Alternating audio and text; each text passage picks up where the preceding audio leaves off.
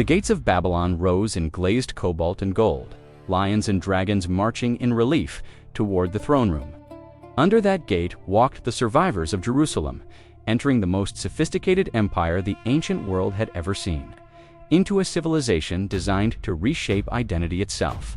This is the Exile Dossier, the forensic case file of Judah's 70-year captivity.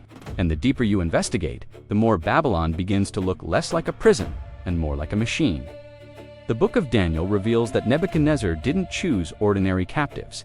He selected Judah's brightest young men, future leaders, future administrators, future scholars. Then Babylon began rebuilding them, not physically, mentally. The process followed 3 deliberate steps: new names, new education, new dependence. Daniel became Belteshazzar. The captives were immersed in the language and literature of Babylon, and every day they ate from the king's own table. Babylon wasn't trying to create slaves. It was creating loyal servants of the empire. Archaeology reveals just how organized that system became. Among the discoveries from Babylon are the Jehoiachin Ration Tablets. These administrative records document food and oil allocations issued to the exiled king of Judah, Jehoiachin, and his household. Even a defeated king became an entry on a government ledger. It's a remarkable confirmation of the world described in 2 Kings 25. Babylon didn't simply conquer people. It cataloged them, managed them, integrated them into the machinery of empire. Because the strongest empires rarely preserve themselves by force alone. They preserve themselves by teaching the next generation to think like the empire.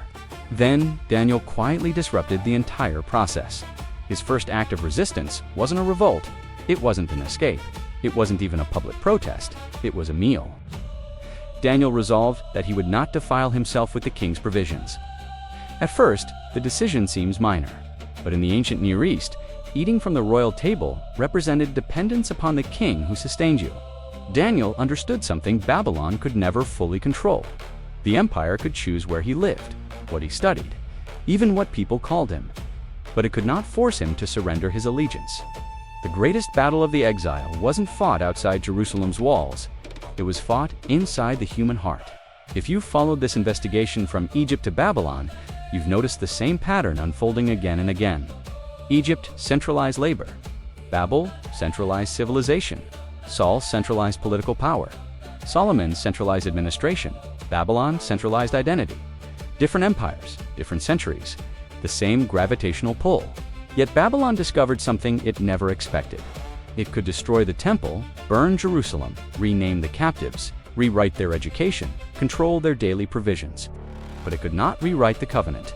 If you've followed this investigation since the Exodus, you'll recognize that this wasn't an isolated event.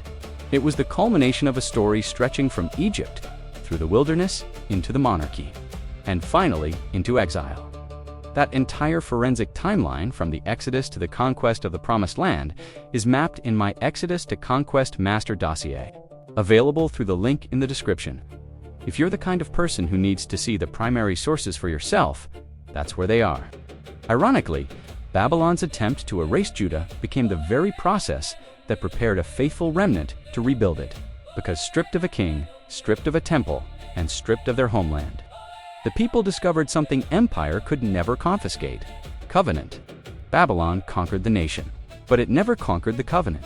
Renaming couldn't erase it. Re-education couldn't overwrite it. Dependence on the king's table couldn't buy it.